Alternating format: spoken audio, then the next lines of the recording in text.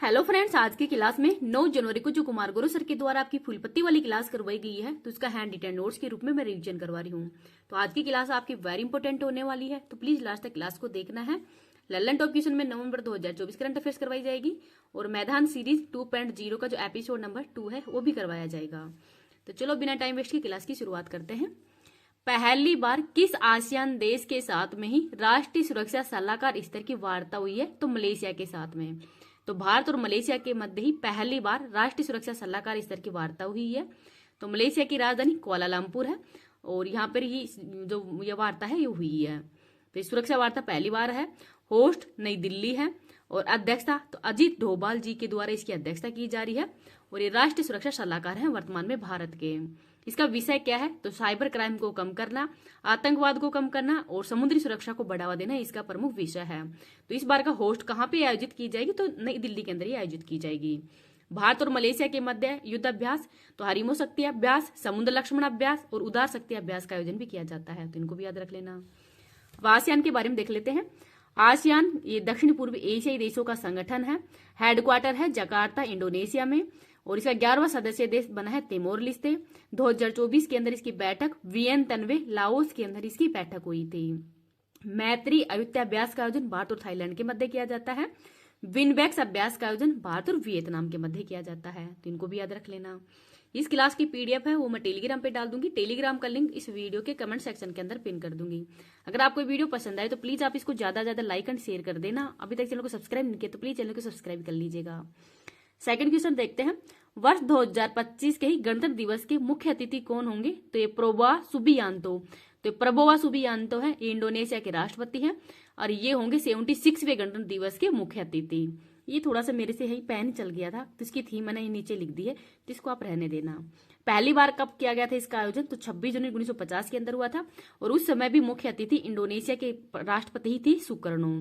26 जनवरी 2024 को फ्रांस के राष्ट्रपति एमल मैक्रोन थे और इसकी थीम थी भारत लोकतंत्र की जननी। 26 जनवरी को ही क्यों मनाया जाता है ये गणतंत्र दिवस? क्योंकि 26 जनवरी 1930 को ही पहली बार पूर्ण स्वराज दिवस है वो भी मनाया गया था और पहली बार पूर्ण स्वराज की मांग किसके द्वारा की गई थी? तो ये जवाहरलाल नेहरू के द्वारा की गई थी और इस दिन झंडा भी पहनाया गया था। इस बार की थीम क्या है? 2025 की थीम देख लेना। ये थीम मेरे से थोड़ी सी पेन चल गया था यहाँ पे। स्वर्णिम भारत विरासत एंड विकास, तो ये 2025 की थीम है। थीम इंपोर्टेंट है तो इसको थोड़ा याद रख लेना। अगला क्वेश्चन देखते हैं, क्वेश्चन नंबर 3। शहीद माधो सिंह हाथ खर्चा योजना किसने प्रारंभ की है? तो उड़ीसा सरकार ने। तो उड़ीसा के भुवनेश्वर में ही इस योजना की शुरुआत की गई है। उड़ीसा के सीएम है मोहन चरण मांझी। 156 करोड़ रुपए इसके अंदर खर्चा होगा और जो एसटी समुदाय है, जो एसटी समुदाय के छात्र हैं वो ड्रॉप आउट करते हैं, स्कूल के अंदर नहीं जाते हैं, तो उनको ड्रॉप आउट कम करने के लिए ये योजना शुरू की गई है। अगर कोई बच्चा 8वीं पास करके 9वीं में प्रवेश लेगा तो उसको 5,000 रुपए दिए जाएंगे और 10वीं पास करके 11वीं में प्रवेश लेगा तो भी उसको 5,000 रुपए दिए जाएंगे। शहीद माधो सिंह ये 1857 की क्रांति के अंदर ही जनजातीय नेता था और इनको फांसी की सजा दी गई थी, तो इन्हीं के नाम पे ये योजना शुरू की गई है। सुभद्रा और लाभ योजना ये भी उड़ीसा के अंदर ही शुरू की गई थी। 9 जनवरी को प्रवासी भारतीय दिवस मनाया जाता है और इस बार होस्ट है उड़ीसा ही। नुआखाई, धानु यात्रा और रज पर्व ये भी उड़ीसा के अंदर ही मनाए जाते हैं, तो इनको भी याद रख लेना। अगला क्वेश्चन देखते हैं, क्वेश्चन नंबर 4। राष्ट्रीय सांख्यिकी कार्यालय द्वारा ही वित्त वर्ष 2025 में कितने प्रतिशत जीडीपी वृद्धि दर का अनुमान लगाया गया है?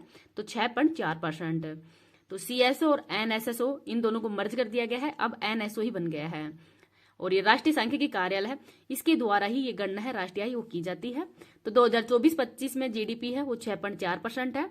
2023-24 के अंदर जीडीपी है वो 8.2% थी, तो अब इसके अंदर कमी आई है। तो कमी का क्या कारण है? तो निवेश में सुस्ती है इस बार, विनिर्माण भी में कमी हुई है और कृषि सुधार, तो इस वजह से ये जीडीपी के अंदर कमी आई है। 2020-21 के अंदर जीडीपी है वो नेगेटिव के अंदर भी रही थी कोविड-19 के कारण, तो -5.8% की वृद्धि दर रही थी 2020-21 के अंदर, तो इनको भी याद रख लेना। आगे है क्वेश्चन नंबर 5। ब्रिक्स गठबंधन का ही 10वां पूर्ण सदस्य देश कौन बना है? तो इंडोनेशिया। तो ब्रिक्स 2024 ये रूस कजान के अंदर इसका आयोजन किया गया था। ब्रिक जिम ओ'नील के द्वारा ही तेजी से जो उभरती हुई अर्थव्यवस्थाएं हैं, इन 4 देशों से मिलकर ही ब्रिक बना था। ब्राजील, भारत और चाइना और रूस, इनके द्वारा ही। और इसका पहला सम्मेलन हुआ था 2009 के अंदर ही यकिनबर्ग रूस में। 2010 के अंदर जोहान्सबर्ग के अंदर सम्मेलन हुआ था। उसके बाद में साउथ अफ्रीका इसमें शामिल हो गया। साउथ अफ्रीका शामिल होने के बाद में इसका नाम वो ब्रिक्स पड़ गया था। हाल में 5 नए देश भी शामिल हुए हैं, ईरान, मिस्र, इथोपिया, यूएई और सऊदी अरब। तो ये 5 नए देश शामिल हुए हैं। और अब 10वां सदस्य देश बन गया है इंडोनेशिया। 2024-25 के अंदर इसका होस्ट है वो ब्राजील होगा। तो 2024 में होस्ट रूस था, 2025 में होस्ट ब्राजील होगा। G20 का 21वां सदस्य देश अफ्रीकन यूनियन बना है।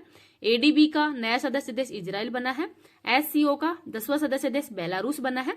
और एनडीबी का नया सदस्य देश अल्जीरिया बना है। और जो नाटो है उसका नया सदस्य देश कौन सा बना है, तो 32वां सदस्य देश बना है स्वीडन। अगला क्वेश्चन देखते हैं, क्वेश्चन नंबर 6। थोक मूल्य सूचकांक के आधार वर्ष में ही संशोधन के लिए किसकी अध्यक्षता में 18 सदस्य वाले कार्य समूह का गठन किया गया है, तो प्रोफेसर रमेश चंद है, इनकी अध्यक्षता में ही ये समूह का गठन किया गया है। तो थोक मूल्य सूचकांक है, इसका आधार वर्ष भी परिवर्तित कर दिया गया है, 2011-12 से 2022-23 कर दिया गया है। और जो थोक मूल्य सूचकांक है इसके अंदर ही विनिर्माण वस्तुओं का भारांश है 64.23%, प्राथमिक वस्तुओं का भारांश है 22.62% और बिजली या ईंधन का भारांश है 13.15%। तो सबसे ज्यादा है विनिर्माण वस्तुओं का। अगला क्वेश्चन देखते हैं, क्वेश्चन नंबर 7। प्रधानमंत्री नरेंद्र मोदी ने दक्षिण तटीय रेलवे के मुख्यालय की आधारशिला है वो कहाँ पे रखी है, तो विशाखापट्टनम आंध्र प्रदेश में ही रखी है। तो विशाखापट्टनम जो आंध्र प्रदेश है ये भाषाई आधार पर पहला राज्य बना था। 2 जून 2014 को ही तेलंगाना है वो आंध्र प्रदेश से अलग होकर नया राज्य बन गया है।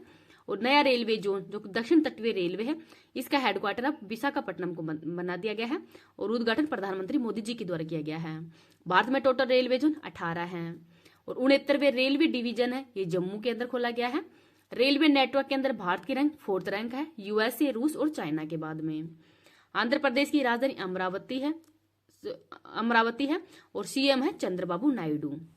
दीपम 2 योजना की शुरुआत भी आंध्र प्रदेश के द्वारा ही की गई है। अगला क्वेश्चन देखते हैं, क्वेश्चन नंबर 8। सड़क दुर्घटना पीड़ितों को ही राष्ट्रव्यापी कैशलेस उपचार योजना के तहत कितनी राशि की वित्तीय सहायता देने की घोषणा की गई है, तो 150 के अर्थात 1.5 लाख रुपए वो दिया जाएगा। तो ये घोषणा है नितिन गडकरी जो कि वर्तमान में सड़क मंत्री है उनके द्वारा ही की गई है। तो सड़क दुर्घटनाओं के अंदर ही मतलब जो 1.5 लाख रुपए है उसकी तक की उपचार की राशि है वो सरकार के द्वारा ही दी जाएगी। प्रति दुर्घटना या प्रति व्यक्ति है वो कैशलेस उपचार भी कर सकेगा। तो ये जो नितिन गडकरी है उसके द्वारा ही शुरू की गई है। अगला क्वेश्चन देखते हैं, क्वेश्चन नंबर 9 इंपोर्टेंट है। इसरो का 11वां अध्यक्ष किसे नियुक्त किया गया है, तो वी नारायण को। तो वी नारायण है ये एस सोमनाथ की जगह ही अब इसरो के अध्यक्ष बन गए हैं और 14 जनवरी 2025 से इनका कार्यकाल है वो चालू हो जाएगा। Indian Space Research Organisation ISRO है, इसकी स्थापना 15 अगस्त 1969 को की गई है। हेडक्वार्टर बेंगलुरु में है। पहले अध्यक्ष विक्रम साराभाई और अंतरिक्ष विज्ञान के जनक भी विक्रम साराभाई थे। अंतरिक्ष विभाग के सचिव वी नारायण रह चुके हैं और इनके द्वारा ही 1984 से इसरो के अंदर ही कार्य कर रहे हैं। रॉकेट स्पेसक्राफ्ट बनाने और क्रायोजेनिक इंजन बनाने में इनका सबसे ज्यादा योगदान था। तो अब ये इसरो के अध्यक्ष बन गए हैं और इनके ऊपर शायद मूवी भी बनी थी। अगला क्वेश्चन देखते हैं, क्वेश्चन नंबर 10। देश के 13वें राष्ट्रपति प्रणब मुखर्जी का स्मारक है वो कहाँ पे बनेगा, तो दिल्ली के राजघाट के अंदर ही बनेगा। तो प्रणब मुखर्जी है इनका निधन 2020 के अंदर हुआ था और ये भारत के 13वें राष्ट्रपति रहे थे। 2012 से 2017 तक इनका कार्यकाल था। वित्त मंत्री भी रह चुके हैं, विदेश मंत्री भी रह चुके हैं और रक्षा मंत्री भी रह चुके हैं और भारत के राष्ट्रपति भी रह चुके हैं। ये 2019 में इनको भारत रत्न अवार्ड से भी सम्मानित किया था। लाल बहादुर शास्त्री का जो स्मारक स्थल वो क्या कहलाता है, तो विजय घाट कहलाता है। तो इनको भी याद रख लेना। मैदान सीरीज 2.0 जो 2.0 का एपिसोड नंबर 2 है इसका मैं रिवीजन करा देती हूँ। द एक्सीडेंटल प्राइम मिनिस्टर पुस्तक के लेखक कौन है, संजय बारू हैं। वह भारतीय राज्य जो समुद्री और अंतर्राष्ट्रीय दोनों सीमाओं को साझा करता है, तो गुजरात और पश्चिम बंगाल। हाशीमोटो रोग का संबंध किस ग्रंथि से है, तो थायराइड ग्रंथि से है। हड़प्पा सभ्यता के अंतर्गत ही हल से जोते गए खेत के साक्ष्य कहाँ पे मिले हैं, तो कालीबंगा राजस्थान से। एंटोमोलॉजी का संबंध किससे है, किसके अध्ययन से है, तो कीटों के अध्ययन को क्या कहते हैं, एंटोमोलॉजी। पृथ्वी की सतह से ऊपर या नीचे जाने पर जी के मान पर क्या प्रभाव पड़ता है, तो जी के मान पर क्या प्रभाव पड़ता है जब जो ऊपर या नीचे जाते हैं, तो ये आपको कमेंट करके अंदर बताना है। यदि बैरोमीटर का पाठ्यांक धीरे धीरे नीचे गिरता है तो इस पर क्या संभावना रहती है, तो बारिश होने की संभावना रहती है। तो ये दाब नहीं आएगा इसमें, तो बारिश होने की संभावना रहती है। और पाठ्यांक अगर एकदम गिर जाता है तो तूफान या आंधी आने की संभावना रहती है। प्राथमिक रंग कौन कौन से हैं? तो लाल, हरा और बैंगनी, ये प्राथमिक रंग है। बच्चों में डीपीटी टीका किन रोगों के बचाव के लिए लगाया जाता है? तो डिप्थीरिया, खाली खांसी और टिटनेस के लिए। अब्दुल करीम खान किस घराने के संस्थापक थे? तो किराना घराने से संबंधित है ये। राज्यपाल के लिए शपथ का उल्लेख किस अनुच्छेद में किया गया है? तो अनुच्छेद नंबर 159 के अंदर। जीएसटी काउंसिल का उल्लेख संविधान के किस अनुच्छेद में है? तो अनुच्छेद है 279A। हाल ही के अंदर कौन सी लोकसभा के चुनाव हुए हैं? तो 18वीं के। प्रस्तावना में कितने प्रकार के न्याय का उल्लेख है? तो 3 प्रकार के न्याय का उल्लेख किया गया है। सामाजिक, धार्मिक और राजनीतिक। आर्थिक जो न्याय है इसका उल्लेख नहीं किया गया है। और 5 प्रकार की स्वतंत्रता का उल्लेख किया गया है। आगे देखते हैं, भारत में हाईकोर्ट के अंदर ही न्यायाधीश बनने वाली पहली महिला कौन थी? तो इनका नाम है अन्ना चांडी। और सुप्रीम कोर्ट के अंदर पहली न्यायाधीश कौन थी? फातिमा बीबी। इनका भी हाल ही के अंदर निधन हो गया है। और हाई कोर्ट के अंदर पहली मुख्य न्यायाधीश कौन थी? तो इनका नाम है लीला सेठ। और सुप्रीम कोर्ट के अंदर अभी एक भी महिला है वो मुख्य न्यायाधीश नहीं बनी है। तो सुप्रीम कोर्ट के जो 51वें मुख्य न्यायाधीश वो कौन बने हैं? तो संजीव खन्ना बने हैं। तो इनका नाम भी याद रख लेना। करने वाला ही दूसरा ब्रिक्स देश कौन सा है? तो ये ब्राजील है। आगे है, प्रधानमंत्री मोदी ने ही भारत की पहली मुफ्त एयर एम्बुलेंस सेवा कहाँ लॉन्च की है? तो ऋषिकेश, उत्तराखंड के अंदर। त्रिबुला महोत्सव कहाँ पे आयोजित हुआ है? तो लद्दाख में। चीन ने अपने अंतरिक्ष स्टेशन तियांगोंग के लिए ही कौन सा मिशन भेजा है? तो सेंजोंग 19 मिशन ही भेजा है। भारतीय विमानपत्तन प्राधिकरण के अध्यक्ष विपिन कुमार हैं। सूचना के अधिकार संग्रहालय की आधारशिला कहाँ पे रखी गई है? तो राजस्थान में। मिस ग्रेड इंटरनेशनल 2024 का खिताब जीतने वाली पहली भारतीय सुंदरी कौन है? तो रेचल गुप्ता है। भारत और किस देश ने ही वर्ष 2026 को संस्कृति, पर्यटन और कृत्रिम बुद्धिमत्ता के वर्ष के रूप में मनाने की घोषणा की है? तो स्पेन को। लार्सन एंड टुब्रो ने किस देश की वैश्विक परमाणु संलयन परियोजना के लिए समझौता किया है? तो फ्रांस के साथ में। इसरो ने भारत का पहला एनालॉग अंतरिक्ष मिशन कहाँ पे प्रारंभ किया है? तो लेह लद्दाख में। स्तनपान को ही जीवन का मौलिक अधिकार किसने घोषित किया है? तो केरल हाईकोर्ट के द्वारा। पहला एशियाई बौद्ध शिखर सम्मेलन कहाँ पे प्रारंभ हुआ है? तो नई दिल्ली के अंदर। तो इनको भी याद रख लीजिएगा। इस क्लास की पीडीएफ है वो मैं टेलीग्राम पे डाल दूंगी। टेलीग्राम का लिंक इस वीडियो के कमेंट सेक्शन के अंदर पिन कर दूंगी। अगर आपको वीडियो पसंद आए तो प्लीज आप इसको ज्यादा ज्यादा लाइक एंड शेयर कर देना। अभी तक चैनल को सब्सक्राइब नहीं किया तो प्लीज चैनल को सब्सक्राइब भी कर लीजिएगा। आगे है, अंतर्राष्ट्रीय मस्तिष्क अनुसंधान संगठन IBRO की अध्यक्ष बनने वाली विकासशील देश की पहली महिला वैज्ञानिक कौन है? तो सुभा तोल्ले है। अंतर्राष्ट्रीय सौर गठबंधन सभा का 7वां सत्र किसकी अध्यक्षता में प्रारंभ हुआ है? तो ये नई दिल्ली के अंदर इसका आयोजन किया गया है। दुनिया की सबसे कम उम्र के ही फीडे शतरंज खिलाड़ी बनने वाले अनिश सरकार का संबंध किससे है? तो पश्चिम बंगाल से। कोलिंस डिस्करी ने किसे वर्ल्ड ऑफ द ईयर 2024 घोषित किया है? तो बराड को। स्टार्टअप को बढ़ावा देने के लिए ही एलिवेट और KAN योजना किसने लॉन्च की है? तो कर्नाटक ने। नेक्स्ट है, बरदा अभ्यारण्य में ही नई शेर सफारी का उद्घाटन हुआ है, तो गुजरात में है। भारत और वियतनाम के बीच ही द्विपक्षीय सैन्य अभ्यास विनबैक्स का 5वां संस्करण है, कहाँ पे प्रारंभ हुआ है? तो हरियाणा के अंदर।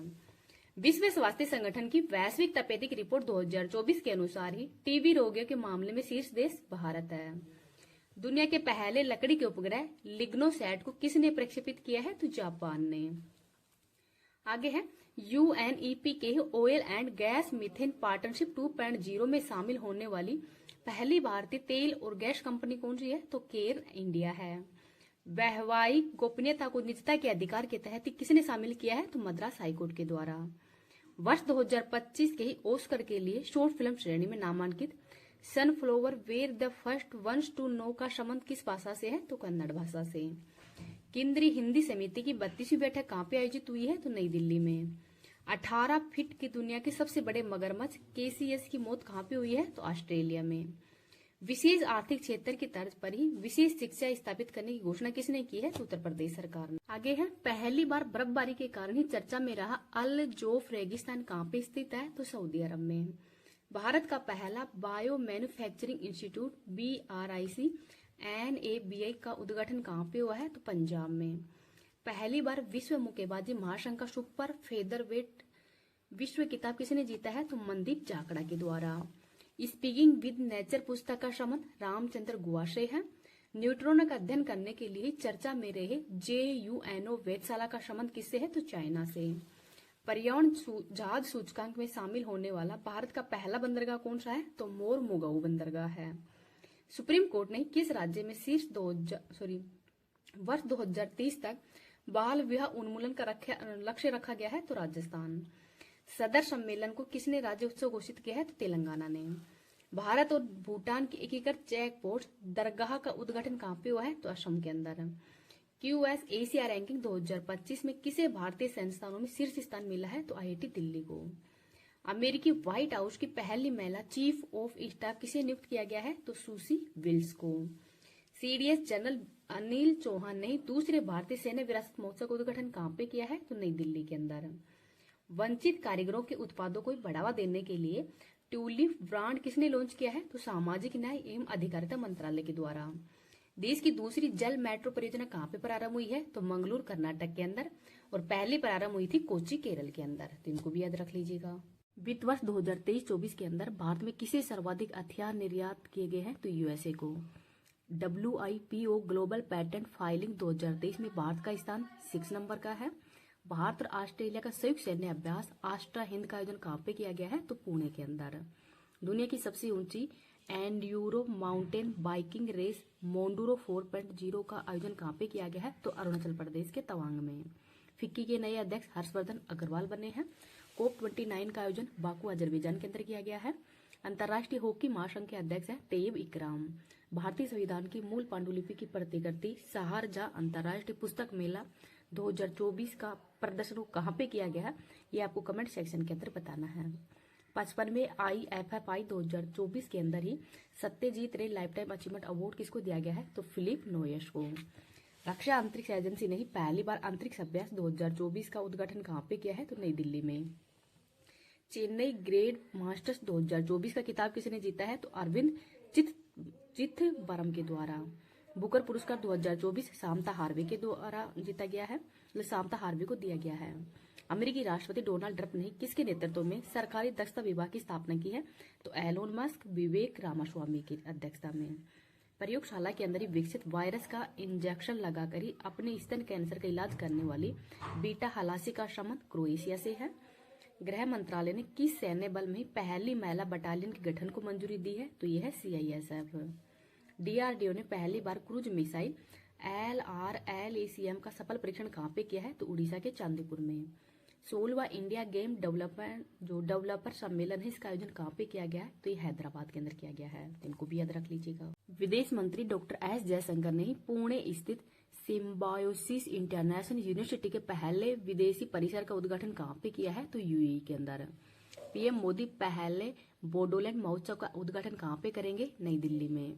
UN हैबिटेट और शंघाई नगरपालिका का वैश्विक स्थिरता पुरस्कार जीतने वाला भारत का पहला शहर कौन सा है? तो तिरुवनंतपुरम केरल है। वरिष्ठ नागरिकों के लिए पहला भुगतान समाधान जैन वाइस UPI किस बैंक के सहयोग से लॉन्च किया गया है? तो एक्सिस बैंक के सहयोग से। इंडियन ऑयल का नया अध्यक्ष अरविंद सिंह सहानी को बनाया गया है। इसरो ने द्रव और तापीय विज्ञान में अनुसंधान केंद्र स्थापित करने के लिए किसके साथ समझौता किया है? तो IIT मद्रास के साथ में। अंतर्राष्ट्रीय विश्वविद्यालय खेल महासंघ की वर्ल्ड यूनिवर्सिटी चैंपियनशिप शूटिंग 2024 का आयोजन भारत में किया गया है। चीन ने ही चांद के मेगापोर्ट का अनावरण कहाँ पे किया है? तो पेरू में। RBI ने किसे DSIBS के रूप में गठित किया है? तो ये किया गया है SBI, HDI बैंक और ICICI बैंक को। भारतीय तटरक्षक बल ने क्षेत्रीय स्तर पर प्रदूषण प्रतिक्रिया अभ्यास रिप्रेक्स 2024 का आयोजन कहाँ पे किया है? तो पारादीप उड़ीसा में। वोल्ट डिजी मीडिया ने किसके साथ में विलय किया है? तो रिलायंस के साथ में। इनको भी याद रख लीजिएगा। आगे देखते हैं खाद्य जनित बीमारियों को ही